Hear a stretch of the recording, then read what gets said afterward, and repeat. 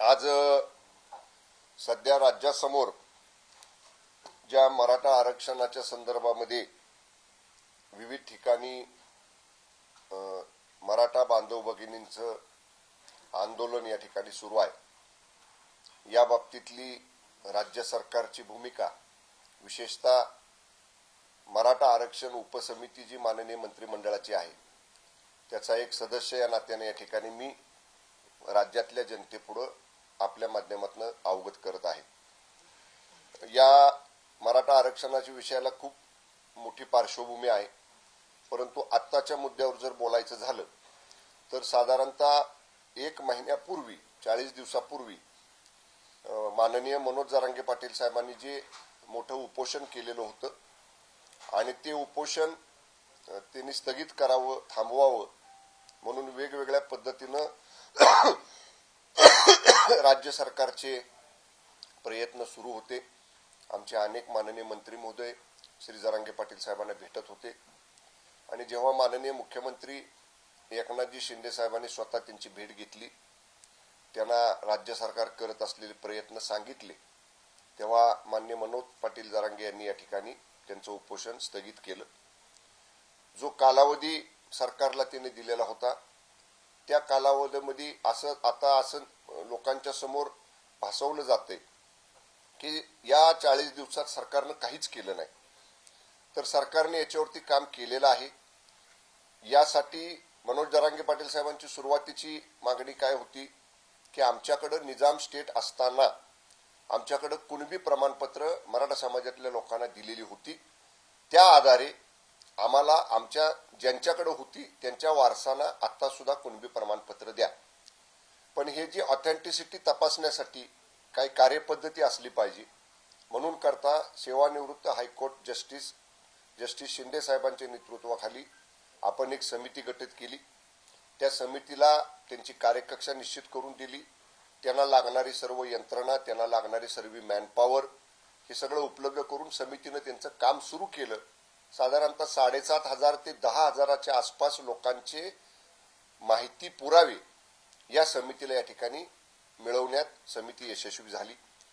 दरम्यानच्या काळामध्ये उदाहरण घ्यायचं झालं समजा तर एखादी व्यक्ती आज त्यांच्याकडे दाखला नाही, त्यांच्या वडिलांकडे नव्हता, त्यांच्या आजोबांकडे नव्हता, परंतु त्यांच्या पंजोबांकडे होता, त्यांच्या खापर पंजोबांकडे होता आणि ते रेकॉर्ड जर मिळालेला आहे तर त्याची ऑथेंटिसिटी ही आपल्याला ते रेकॉर्ड आज ज्यांच्या ताब्यात आहे त्या तेलंगणा गव्हर्नमेंटकडनं आपल्याला त्याची ऑथेंटिसिटी या ठिकाणी घ्यावी लागणार आहे। आपण राज्याचे आपले मुख्यमंत्री तेलंगणाच्या माननीय मुख्यमंत्र्यांशी बोलले, राज्याच्या मुख्य सचिवांनी तेलंगणाच्या माननीय मुख्य सचिवांना लेखी पत्र दिलं, ते स्वतः बोलले, आपले अधिकारी तिकडे जाऊन आले, तथापि तेलंगणा सरकारने असं सांगितलं आपल्याला की सध्या आमच्याकडे आचारसंहिता सुरू आहे आणि ही डॉक्युमेंट जे आम्ही ऑथेंटिसिटी तुम्हाला देणार आहोत ते इन्फ्लुएन्स करणारं डॉक्युमेंट असल्यामुळं आता ते द्यावं का कसं या बाबतीत त्यांनी कुठलाही निर्णय घेतला नाही। थोडी त्यांना हे डॉक्युमेंट्स द्यायला अडचण आहे। जेव्हा जस्टिस शिंदे साहेबांच्या ही बाब निदर्शनाला आली तेव्हा जस्टिस शिंदे साहेबांनी राज्य सरकारकडे या समितीच्या कामकाजासाठी पुढील 2 महिन्याची मुदतवाढ मागितली। त्यांनी मुदतवाढ कोणत्या कारणासाठी मागतो आहे हे सरकारला सांगितलं आणि त्याप्रमाणे आपण या समितीला 2 महिन्याची मुदतवाढ दिली। हा एक भाग। कुठेही परत मी सांगेन, माननीय मुख्यमंत्री महोदयांनी स्पष्ट केलेला आहे, माननीय उपमुख्यमंत्री महोदयांनी स्पष्ट केलेला आहे की अशा पद्धतीनं मराठवाड्यातल्या विशेषतः 7-8 जिल्ह्यांमधल्या ज्या लोकांकडे निजाम स्टेटमध्ये असताना कुणबीचे दाखले होते ते दाखले जर पुरावे आढळून आले आणि त्याची ऑथेंटिसिटी, त्याचा अधिकृतपणा त्या ह्याच्या रेकॉर्डचा तेलंगणा गव्हर्नमेंटनं जर आपल्याला ते सर्टिफाय करून दिलं तर त्याच्या बाबतीत आपली कुठली अडचण नाही। नंबर 1 राहिला प्रश्न मराठा आरक्षण हे केवळ मराठवाड्यापुरत्या नाही तर सगळ्याच राज्यातल्या मराठा बांधवांना मराठा आरक्षण दिलं पाहिजे। तर याच्या बाबतीत मी आता स्पष्ट करतोच, परंतु काल माननीय उपमुख्यमंत्री देवेंद्रजी फडणवीस साहेबांनी राज्य सरकारची भूमिका अत्यंत स्पष्टपणे एका मुलाखतीमध्ये सांगितलेली आहे। पहिल्यांदा मराठा आरक्षण हे 2014 ते 19 या कालावधीमध्ये 2019ला मिळालं। आपण मराठा आरक्षण योग्य कागदपत्रांच्या आधारे, योग्य अहवालांच्या आधारे सगळे त्याची कायदेशीर बाजू योग्य तपासून आपण ते आरक्षण दिलं होतं. ते आरक्षण 1.5 वर्ष हायकोर्टामध्ये टिकलं, परंतु जेव्हा ते आरक्षण सुप्रीम कोर्टामध्ये गेलं तेव्हा ते का टिकलं नाही याच्यावर आज कुणीही चर्चा करत नाही. मी कुणावरती रोष व्यक्त करत नाही किंवा कुणाकडे बोट दाखवत नाही, परंतु ज्या बाबी हे 1.5 वर्ष चाललेलं महाराष्ट्रातलं आरक्षण सुप्रीम कोर्टाच्या न्यायालयीन प्रक्रियेमध्ये जेव्हा रद्द झालं किंवा त्याला स्थगिती मिळाली, त्यावेळी काय गोष्टी सुप्रीम कोर्टापुढे मांडायच्या राहिल्या, त्या का मांडल्या गेल्या नाहीत, त्यावेळी ज्या गांभीर्यानं ज्या सिरियसली या गोष्टी तिथं माननीय सुप्रीम कोर्टापुढे जायला पाहिजे होत्या त्या का गेल्या नाहीत याची स्वतंत्र चौकशी होणं गरजेचं आहे. मी आता परत सांगेन, आम्ही कोणावरती आरोप करत नाही, परंतु त्याचं कारण शोधलं पाहिजे. पण तरी सुद्धा जेव्हा माननीय शिंदे साहेबांच्या नेतृत्वाखालचं महायुतीचं सरकार महाराष्ट्रामध्ये आलं, मंत्रिमंडळ उपसमिती मराठा आरक्षण समितीची नव्यानं गठीत झाली माननीय चंद्रकांत दादांच्या अध्यक्षतेखाली. त्याच्यामध्ये मी एक सदस्य म्हणून काम करतोय. पहिल्या दिवशीपासून माननीय शिंदे साहेबांनी आम्हाला सांगितलेलं आहे की कोर्टात टिकणारं आरक्षण या कशा पद्धतीनं आपल्याला ती केस क्युरेटिव्ह पिटिशनची आपल्याला जिंकायची लढायची या बाबतीत सर्व उपसमितीनं अतिशय प्रामाणिकपणे सिरियसली काम करा. मी सांगेन, आपल्याला रेकॉर्ड आहे की या मराठा आरक्षणाच्या विषयाबाबतीत 11/10/2022 ते 17/10/2023 या कालावधीत वेगवेगळ्या माध्यमातून माननीय मुख्यमंत्री एकनाथ शिंदे साहेबांनी 23 बैठका घेतलेल्या आहेत. मी कालावधी सांगतोय तुम्हाला, बैठकींची संख्या सांगतोय. वेगवेगळ्या 23 बैठका या मराठा आरक्षणाच्या प्रश्नासाठी असतील, अण्णासाहेब पाटील आर्थिक विकास महामंडळाच्यासाठी असतील, सारथीच्या संदर्भामध्ये असतील, मराठा तरुण तरुणींना मराठा विद्यार्थ्यांना शिष्यवृत्तीची संख्या वाढवून देण्यासाठीच्या असतील, परदेशी जे मराठा युवक जाणार आहेत त्यांच्या परदेशी शिष्यवृत्तीसाठी असतील. म्हणजे एकूणच मराठा बांधव भगिनींच्या तरुण तरुणींच्या वेगवेगळ्या विषयांसाठी माननीय एकनाथजी शिंदे साहेबांनी गेल्या 1.25 वर्षामध्ये 23 बैठका घेतल्यात. त्याची सविस्तर माहिती माझ्याकडे आहे. क्युरेटिव्ह पिटिशनवरती आपण होतो. माननीय साहेबांनी आम्हाला सांगितलं, आम्ही स्वतः 2 निवृत्त हायकोर्ट जज गायकवाड साहेब आणि आणखीन एक जस्टिस आहेत, त्या दोन्ही रिटायर्ड हायकोर्ट जज साहेबांचं मार्गदर्शन आम्ही क्युरेटिव्ह पिटिशन तयार करताना घेतलं. त्यांनी ज्या सुधारणा सांगितल्या त्या त्याच्यामध्ये केल्या. मी एक सांगतो आपल्याला, मला जी त्यातली माहिती अवगत आहे, सुप्रीम कोर्टामध्ये जेव्हा हे रिव्ह्यू पिटिशन मराठा आरक्षणाच्या विरोधात गेलं तेव्हा तिथं असं भासवलं गेलं की मराठा समाजातली आमदारांची संख्या एवढी आहे, खासदारांची संख्या एवढी आहे, साखर कारखाना चेअरमनची संख्या एवढी आहे, दूध संघवाल्यांची संख्या एवढी आहे, सहकारी बँकांची, सूतगिरण्यांची, म्हणजे अशा मोठ्या मोठ्या पदांवर असणाऱ्या लोकांची संख्या मराठा समाजातली जास्त आहे. मराठा समाज आर्थिक दुर्बल नाही, मागास नाही, असं त्यावेळी ज्या लोकांनी कोणाला सांगायचं होतं त्यांनी सांगितलं. पण जी बाब त्या सुनावणीच्या वेळी समोर यायला पाहिजे होती की 100 लोक जर उदाहरण घेतली तर त्यातली 6, 7, 8 लोक फार फार तर मी आता सांगितलं तशी असतील पदाधिकारी मोठ्या मोठ्या पदांवर, पण 95-97 लोक ही हातगाडी ओढणारी आहेत, हातावर मोलमजुरी असणारी आहेत, लोकांच्या शेतात रोजंदारीनं कामाला जाणारी आहेत, वीटभट्टीवर काम करणारी आहेत, कापड बाजारात काम करणारी आहेत, रंग बाजारात काम करणारी आहेत, माथाडीमध्ये काम करणारी आहेत. अशी गरीब लोकांची सुद्धा मराठा समाजातल्या संख्या खूप आहे, ज्यांच्यासाठी आपल्याला हे आरक्षण गरजे. पण दुर्दैवानं ही बाब त्यावेळच्या सुप्रीम कोर्टाच्या रिव्ह्यू पिटिशनमध्ये येऊ शकली नाही. हे मी आजही आपल्याला सांगतोय. या सगळ्या ज्या त्रुटी राहिल्या होत्या त्या आम्ही सुधारून क्युरेटिव्ह पिटिशन दाखल केलं. मला अतिशय नम्रपणानं सांगायचं आहे, क्युरेटिव्ह पिटिशन माननीय सुप्रीम कोर्टानं सबमिट करून घेतलेलं आहे. आता सर्क्युलेशनला बाकी आहे. सर्क्युलेशनसाठी आपली जी लॉ फर्म दिल्लीमध्ये आहे, आपले जे सिनियर काउन्सिल दिल्लीमध्ये आहेत, त्यांच्याशी माननीय मुख्यमंत्री महोदय स्वतः संपर्कामध्ये आहेत. हे पिटिशन विनंती कोर्टाला करून सुनावणीसाठी लवकर घ्यावं आणि प्रभावीपणे आपण तिथं वकिलांची टीम आपली बाजू मांडायसाठी मराठा आरक्षणाच्या बाजूने ठेवलेली आहे. ह्या सगळ्या टेक्निकल बाबी मी एवढ्यासाठी सांगतोय की मराठा समाजासाठी शिंदे सरकार काहीच करत नाही असा जो एक समज झालेला आहे सर्वसाधारण, तर आम्ही जे काम केलंय ते मी सांगतोय. जाता थोडक्यात एवढंच मी सांगेन की मराठा समाजातल्या विद्यार्थ्यांना काय फायदा झाला तर आपण सारथी संस्थेमार्फत PhD योजनेसाठी मराठा समाजाच्या 2109 विद्यार्थ्यांना जवळपास 100 कोटी रुपये वितरित केलेले आहेत. आपण सारथी मार्फत UPSC MPSCचं जे ट्रेनिंग सुरू केलं, 51 विद्यार्थी हे UPSCला सिलेक्ट झाले आणि 304 विद्यार्थी हे MPSCला सिलेक्ट झाले. हे आपल्या सारथीमुळे जे मराठा बांधवांच्यासाठी आपण केलेले त्याच्यामुळे झालेलं आहे. आपण मी मगाशी परदेशी शिष्यवृत्तीचा उल्लेख केला.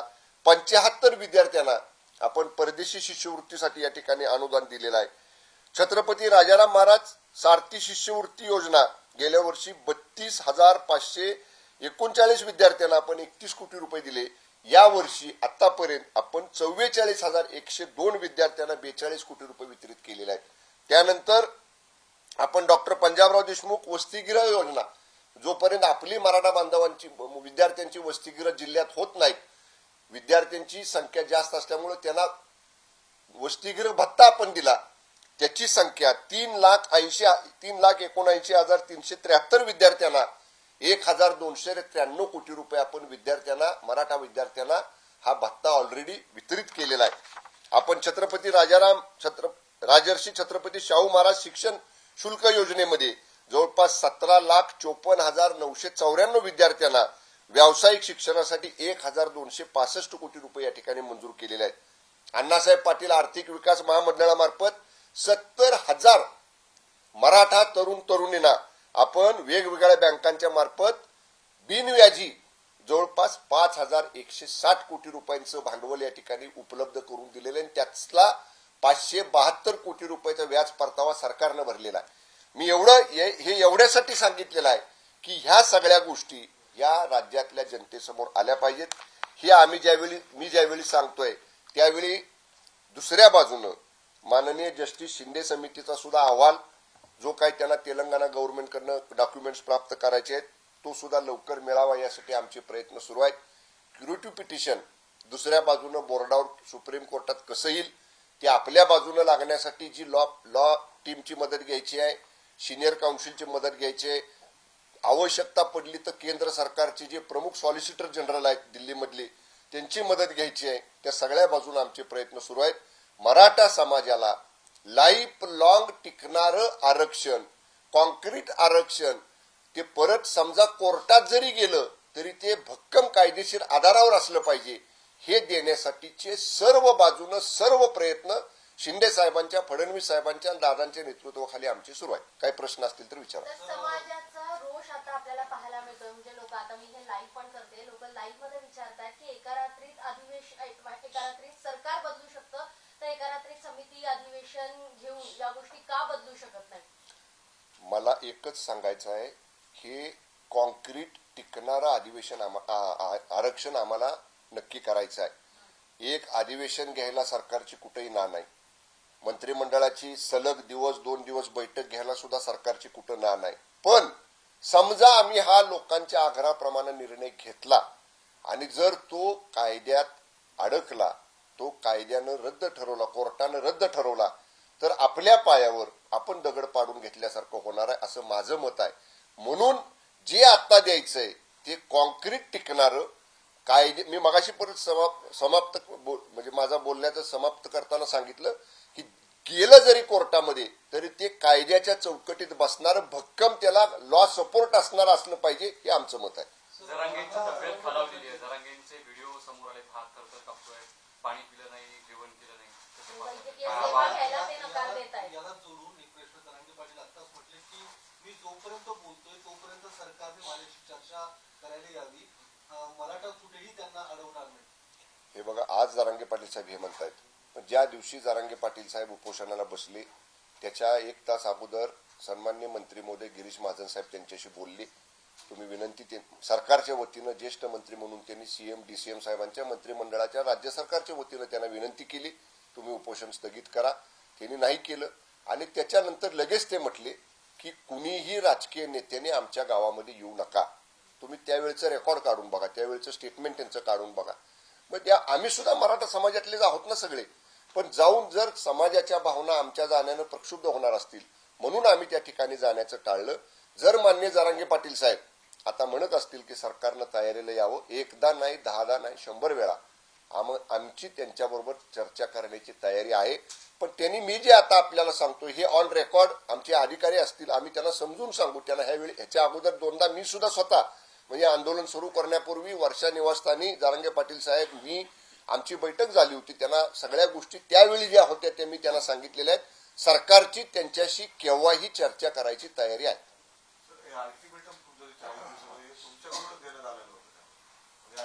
आमची तयारी होती. जस्टिस शिंदे समितीची समिती आपण गठीत केली. पण जेव्हा जस्टिस शिंदे साहेब हे हायकोर्टचे सेवानिवृत्त जज आहेत, त्यांची कामाची पद्धत ही न्यायालयीन प्रक्रियेसारखी आहे. आपण असं म्हणू शकत नाही ना आजच करा आणि उद्याच करा. जेव्हा त्यांच्यासमोर हा प्रश्न आला की आता तेलंगणा गव्हर्नमेंट ही जी ऑथेंटिसिटी म्हणजे त्या डॉक्युमेंटची सत्यता ही कुणी सर्टिफाय करायची आहे, ज्यांच्या ताब्यात ओरिजिनल डॉक्युमेंट्स आहेत त्यांनी करायची आहे. ते जर म्हणतात हे इन्फ्लुएन्स करणारं डॉक्युमेंट आहे, आचारसंहितेच्या अडचणीमुळे आम्ही आता त्याच्यावर तुम्हाला काय सांगू शकत नाही, आम्हाला थोडा वेळ द्या, तर तो दिला पाहिजे ना. थोडा समजून तर घेतलं पाहिजे. आमची तयारी नाही असं नाही. आम्ही दिवस रात्र याच्यावर काम करायला तयार आहे. आमची तयारी नाही असं बिलकुल नाही. आम्ही 100% दिवस रात्र याच्यावर काम करायला तयार आहे आणि आमचं काम चालू देखील आहे. उपमुख्यमंत्री असतील किंवा अनेक नेते असतील राज्य मंत्रिमंडळातले, त्यांना गावबंदी होतीये, अनेक ठिकाणी त्यांच्या विरोधात निदर्शनं होत आहेत. काल देखील आपण बघितलं बारामतीत उपमुख्यमंत्र्यांना देखील परत जावं लागलं, जाऊ शकले नाही. कसं बघताय? आम्ही लोकभावनेचा आदर करणारी सगळे आम्ही लोकप्रतिनिधी आहोत. शेवटी त्याच सर्वसामान्य लोकांनी, जनतेनी, नागरिकांनी आम्हाला या पदावरती पाठवलेलं आहे. त्यांच्या भावनांशी मराठा आरक्षणाच्या बाबतीत त्यांच्या ज्या भावना आहेत की मराठा आरक्षण मिळालं पाहिजे, आम्ही सगळेजण त्याच्याशी सहमत आहोत. परंतु त्याला लागणारा कायद्याच्या चाकोरीत बसवण्यासाठी, तरतुदी सगळ्या त्याच्या फुलफिल करण्यासाठी आणि कुठेही परत मी सांगतोय, आता काही गडबडीत निर्णय घेतला, तो जर आपल्या विरोधात कोर्टात गेला तर आपल्या हातात असणारं कायमस्वरूपी आरक्षण देण्याची संधी जर निघून गेली तर पुन्हा हे नुकसान आपल्या समाजाचंच होणार आहे. म्हणून समजा येऊ नका लोकांनी सांगितलं तर आम्ही सुद्धा सगळ्यांनी सामंजस्याची भूमिका घेतलेली आहे. लोकमताचा, जनतेच्या मताचा आम्ही आदर केलेला आहे. ते जेव्हा सांगतील, त्यांचं जेव्हा मत परिवर्तन होईल तेव्हा जरूर आम्ही आमची सगळी, आणि म्हणूनच आज माध्यमांच्या वतीनं सरकार काय करतंय हे सांगण्याचा एक छोटासा प्रयत्न मी केलाय. सुद्धा संजय राऊतांना आता अडवलेलं असल्याने तिकडे मराठा क्रांती मोर्चाचे कार्यकर्ते आक्रमक झाल्याचं पाहायला मिळतंय. संजय राऊत मुका मोर्चा असे त्यांनी जे काही हिनवलं होतं त्याविरोधात हे सगळे कार्यकर्ते आक्रमक झाले आणि त्यांनी पुन्हा मुंबईला परतावं अशा पद्धतीचं सगळ्या कार्यकर्त्यांचं म्हणणं. नाही, ते जे वक्तव्य त्यावेळी त्यांनी सामनामधनं केलं होतं ते तर निंदनीयच होतं आणि अत्यंत तीव्र भावना त्यांच्या त्या वक्तव्याला, मोर्चाबद्दल, मराठा मोर्चाबद्दल त्यांनी जे वक्तव्य केलं होतं हे कुणी सहन करणार नाही. लहान मुलगा सुद्धा मराठा समाजातला आणि कुठल्याच समाजातला ते सहन करणार नाही. त्यामुळे राऊतांना आज ना उद्या ह्या रोषाला सामोरं जावं लागणार होतं. त्यांनी सुद्धा समजूतदार भूमिका घेतली पाहिजे. ते सुद्धा एक खासदार आहेत, एका पक्षाचे विश्वविख्यात प्रवक्ते आहेत. त्यामुळे त्यांनी सुद्धा समजून जर घेतलं तर निश्चितपणे पुरता अनर्थ टळू शकेल. पण तेच संजय राऊत असं म्हणतायत की मुख्यमंत्री काल लपून गेले आणि हे सरकार बरखास्त केलं पाहिजे. कुठे लपून गेले? कोल्हापूर सीएम साहेब असं ते म्हणतायत. संजय राऊत काहीही बोलतात. त्यांना म्हणावं काय जरा थोडंसं बोलताना ताळतंत्र्य बाळगा. सीएम साहेब काल मुंबईमध्ये आहेत, आम्ही आपापल्या जिल्ह्यांमध्ये आहोत. आता तातडीनं आम्ही उद्या मराठा आरक्षण उपसमितीची बैठक बोलवलेली आहे. त्या बैठकीसाठी आम्ही सगळे चाललोय मुंबईला. सगळ्या मंत्रिमंडळ उपसमितीच्या मंत्र्यांना तातडीनं मुंबईला आजच पोहोचण्याचे आदेश मिळालेले आहेत. शक्य झालं तर आम्ही काही मंत्री जे जस्टिस शिंदे साहेबांची समिती आहे त्यांना आज भेटण्याचा प्रयत्न करणार आहोत. आम्ही त्यांच्याकडे वेळ मागितलेली आहे. त्यामुळे कसं स्पीडअप करता येईल आपल्याला हे काम, याच्यासाठी त्यांच्याशी सुद्धा आम्ही आज चर्चा करणार आहोत.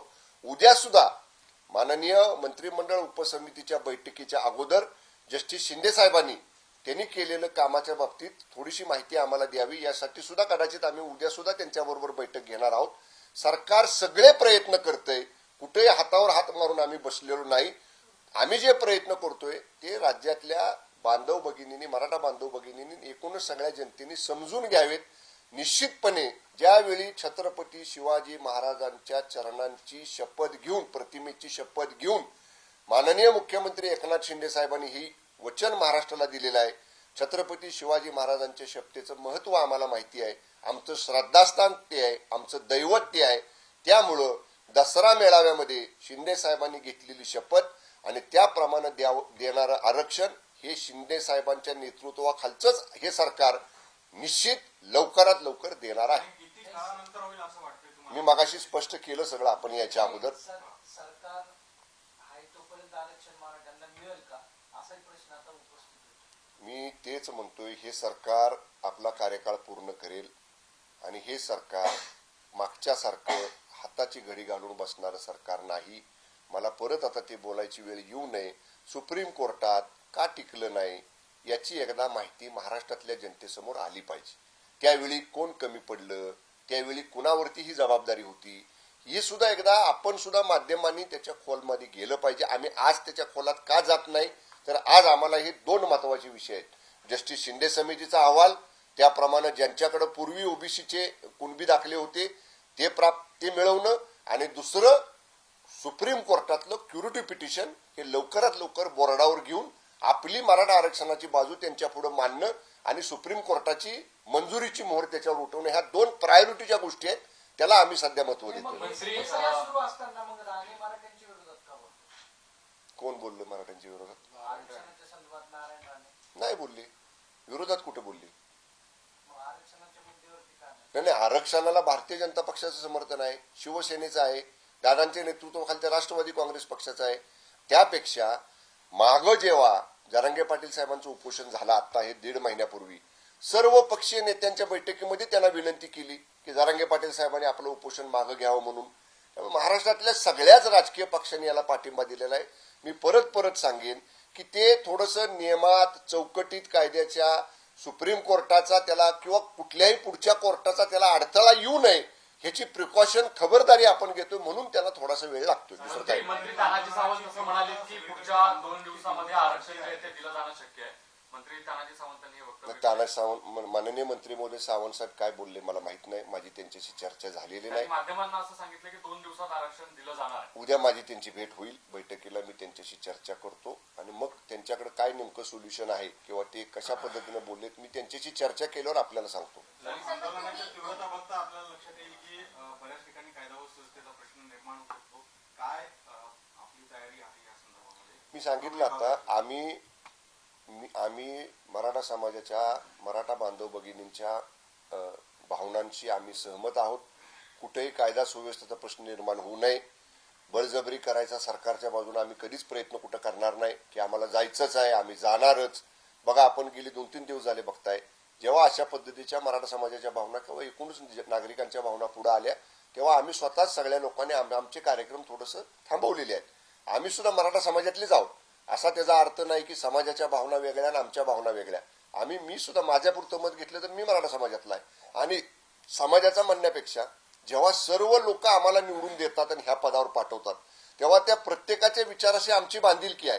फक्त मी परत सांगतोय, आपण माध्यमांनी सुद्धा समजून घ्या की आम्हाला आता हे आरक्षण जे द्यायचं आहे ते कुठेही कायद्याच्या चाकोरीत अडकणारं नको आहे, ते कायद्याच्या चाकोरीत फिट्ट बसणारं, आणि परत मी शब्द वापरला, लाईफ लॉंग तर हयात टिकणारं आरक्षण असावं यासाठीचे सगळे प्रयत्न. तुम्ही ऐकलं नाही हो साहेब, तुम्ही उशिरा आला. मगाशी सविस्तर ह्याचं एक्सप्लेनेशन मी दिले की का त्याला लेट होतोय. खासदार विनायक राऊत त्यांनी असं पंतप्रधानांना पत्र लिहिलंय की तात्काळ हा जो विषय तो मार्गी लागेल. विनायक राऊत पत्र लिहिलं. ठीक आहे, तर त्यांचं काम आहे, त्यांनी लिहावं पत्र. ते खासदार आहेत, पंतप्रधान महोदयांना सर्वच खासदार आमदार पत्र लिहू शकतात. म्हणजे त्यांची भावना मराठा आरक्षणाच्या बाजूनच आहे. काल देवेंद्र फडणवीसांनी TV9 ला मुलाखत दिली, त्यामध्ये म्हणते की एकनाथ शिंदे जर अपात्र ठरले तर आमच्याकडे प्लॅन बी तयार आहे. विधान परिषदेच्या माध्यमातून त्यांना निवडून मुख्यमंत्री पण त्यांचं कायम राहील अशा पद्धतीचं स्टेटमेंट होणारच नाहीत हे पहिलं म्हटले तुम्ही. ते थोडंसं तुम्ही आता पहिलं काय म्हटले, होणारच नाहीत हे 4 वेळा त्यांनी सांगितलं. जेव्हा परत तुमच्याकडनं प्रश्न आला की बी काय प्लॅन आहे का, ते म्हटले असू शकतो. त्याला काय म्हणजे बी प्लॅनची आवश्यकता सुद्धा नाही हे सुद्धा साहेब म्हणाले, फडणवीस साहेब. त्यामुळे पहिल्या वाक्यावर भर द्या जे 4 वेळा ते बोललेत की ते अपात्र होण्याची शक्यता नाही. आम्ही कायद्याचा अभ्यास केलेला आहे. कायद्याच्या चौकटीत बसणारा निर्णय शिंदे साहेबांना मुख्यमंत्री करताना सगळ्या बाजू तपासून घेऊन सगळ्या बाजूंचा पुरेपूर अभ्यास करून मेरिटमध्ये असणारा निर्णय आम्ही घेतलाय. त्यामुळे त्याचा आदर हा माननीय विधानसभा अध्यक्षांच्या सुनावणीमध्ये सुद्धा राहील असं वाटतंय आम्हाला. बी प्लॅन नाहीच आहे. नाही आवश्यकता वाटत नाही. नाही बी प्लॅनची आवश्यकताच नाही. नाही तुम्ही जर तरचा प्रश्न think positive, always think positive, सकारात्मक विचार करा, काही होणार नाही. याच वक्तव्याचा संजय राऊतांनी धिक्कार केलेला आहे की अशा पद्धतीने तुम्ही एकनाथ शिंदेना जर विधान परिषदेवरती घेता तर प्लॅन बी तयार करता, मग मराठ्यांच्या याच्यावर स्वतः माननीय उपमुख्यमंत्री फडणवीस साहेबांनी हे वाक्य वापरलेलं नव्हतं. माननीय फडणवीस साहेबांची मुलाखत स्टार्ट टू एंड अनकट होती, ती स्वतः मी बघितली. त्यामुळं मला शब्दनशब्द तो पाठ आहे. फडणवीस साहेबांनी 3-4 वेळा सांगितलं आवश्यकता नाही, बी प्लॅनची आवश्यकता नाही, बी प्लॅनची आवश्यकता नाही. आता तुम्ही 3-4-5 वेळा विचारलं तरी पण मग तुमच्या समाधानासाठी साहेब तसं म्हणाले. काही होणार नाही. 40 आमदार हे निश्चितपणे कायद्याच्या चौकटीत बसणारा निर्णय घेतलेले आहेत. जी भूमिका आम्ही उठाव करायची घेतली त्या 40 मध्ये आम्ही आहोत. आम्ही कुठंही नियमभंग केलेला नाही, पक्ष सोडलेला नाही. पक्षाचं नेतृत्व फक्त आम्ही बदललेलं आहे. नेतृत्वाबाबतीतले आमचे मतभेद होते म्हणून नेतृत्व बदलण्यासाठीचा उठाव हा त्यावेळी आम्ही केला होता. आमच्याकडे धनुष्यबाण आहे, ज्या चिन्हावर आम्ही निवडून आलो ते चिन्ह आजही आमच्याकडे नियमानं मिळालेलं आहे. आम्ही कुठं काही नियम बाह्य केले, काहीच केलेलं नाही. 40 आमदार सुरक्षित आहेत शिंदे साहेबांच्या नेतृत्वाखाली. काल माननीय मुख्यमंत्री एकनाथजी शिंदे साहेबांनी सुद्धा आवाहन केले जरांगे पाटील साहेबांना की मला त्यांच्या प्रकृतीची चिंता आहे. आम्ही रोज वैद्यकीय टीम तिथं पाठवतो आहे. वरिष्ठ अधिकारी त्यांना सारखी विनंती करतायत वैद्यकीय तपासणी करायची. त्यामुळे त्यांनी वैद्यकीय उपचार घ्यावेत, मेडिसिन्स घ्यावीत, औषध उपचार घ्यावं, त्यांनी थोडंसं पाणी घ्यावं, निश्चित स्वतःच्या तब्येतीची काळजी घ्यावी. मराठा समाजाला जरांगे पाटील साहेबांच्या बद्दल नितांत आपुलकी आहे, नितांत आदर आहे. स्वतःच्या प्रकृतीकडे त्यांनी पहिल्यांदा लक्ष द्यावं. सरकार हे नक्की त्यांच्या मागण्यांच्या बाबतीत पॉझिटिव्ह आहे, सकारात्मक आहे, वॉर फुटिंगवर काम करतंय. 24/7 आम्ही त्या प्रयत्नात आहोत अशी विनंती आपल्या माध्यमातून जरांगे पाटील साहेबांना मी करेन. Okay, thank you. ललित पाटील प्रकरणावरनं अनेक आरोप तुमच्यावर झाले. सुषमा अंधारे यांनी आरोप केला होता. त्याच्यानंतर पाटणमध्ये त्यांच्या विरोधात तक्रार देखील दाखल केली. तुमच्याकडून पुढे तुम्ही न्यायालयात जाणार आहात का? तुमच्यावर दावा तुम्ही दावा ठोकणार आहात का? बघा,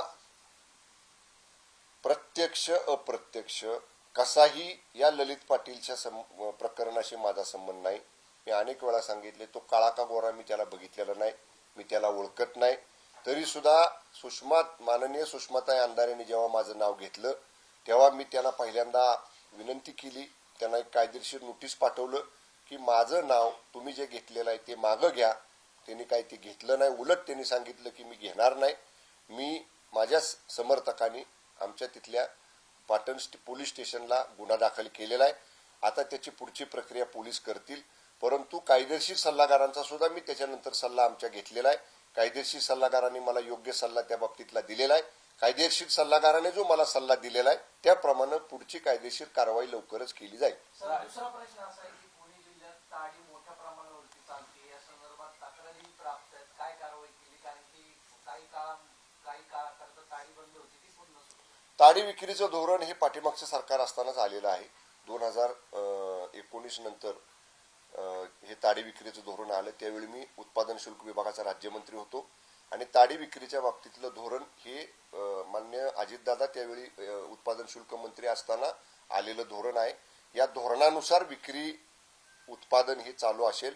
या धोरणाच्या बाहेर जाऊन अवैधरित्या जर त्याच्या बाबतीत काय बाबी घडत असतील तर इथं माझे अधिकारी असतील, मी त्यांना जरूर सूचना देईन. त्याच्या बाबतीतलं एखादी सर्च मोहीम ही निश्चितपणानं राबवली जाईल. पुण्यातल्या रूफटॉप हॉटेलच्या संदर्भात काय कारवाई केली? या बाबतीत मागं एकदा माझ्याकडे कोणीतरी पुण्यातनंच तुमच्यापैकी काही लोकांनी एक इन्फॉर्मेशन शेअर केली होती कोरेगाव पार्क एरियातल्या एका पबच्या बाबतीतली. त्याला एक 5-6 महिने झाले. मी त्यावेळी लगेच आमच्या इथल्या अधिकाऱ्यांना सांगून तिथं कारवाई सुद्धा आपण केली होती. पण जर अशा मी मगाशी म्हटलं तसं अशा रूफटॉप पब्स असतील, हुक्का पार्लर असतील, रेस्टॉरंट बार असतील, तिथं जर वेळेची मर्यादा सोडून काही गोष्टी घडत असतील, नियम जो आम्ही घालून दिलेला आहे किंवा जी काही त्यांची मद्य विक्रीची तिथं पद्धती आहे, त्याच्यापेक्षा वेगळं काय घडत असेल तर जरूर अशा सगळ्यांच्या बाबतीत तपासणी करून जर गैर असेल तर कारवाई करू. Okay, thank you. एक व्हिडिओ देखील समोर आला, तुमचेच अधिकारी त्या पबमध्ये जाऊन दारू घेऊन धमकवतात, मारतात, त्याच्यावर आपण आतापर्यंत काही केलंय का सर? मी साहेब त्याच वेळी मुंबईमध्ये होतो.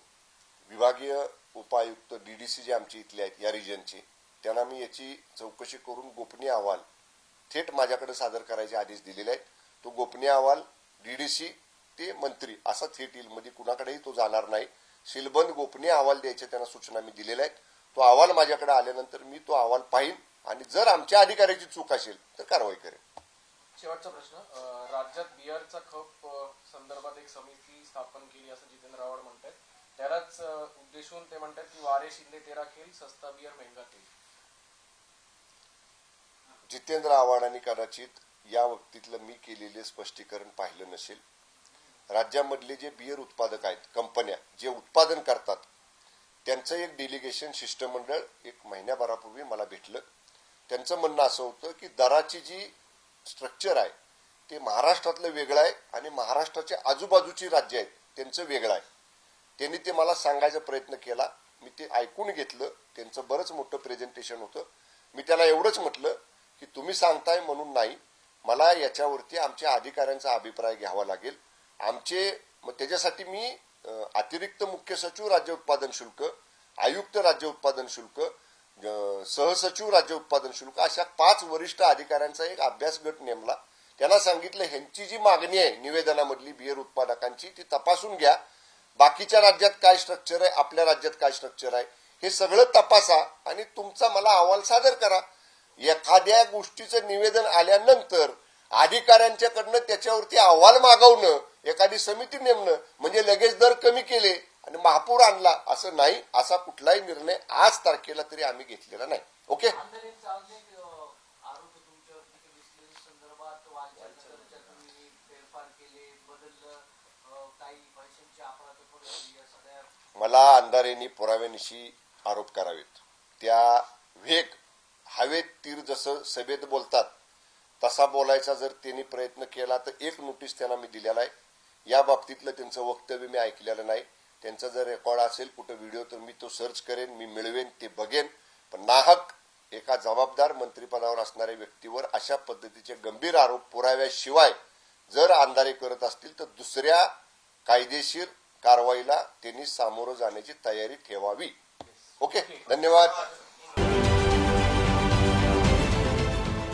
देश विदेशातील प्रत्येक घडामोडींचे लाईव्ह अपडेट मिळवण्यासाठी आता साम टीव्हीच्या सर्व सोशल मीडिया प्लॅटफॉर्मला लाईक, फॉलो आणि सबस्क्राईब करा. तसंच सर्व नोटिफिकेशनसाठी बेल आयकॉन प्रेस करायला विसरू नका.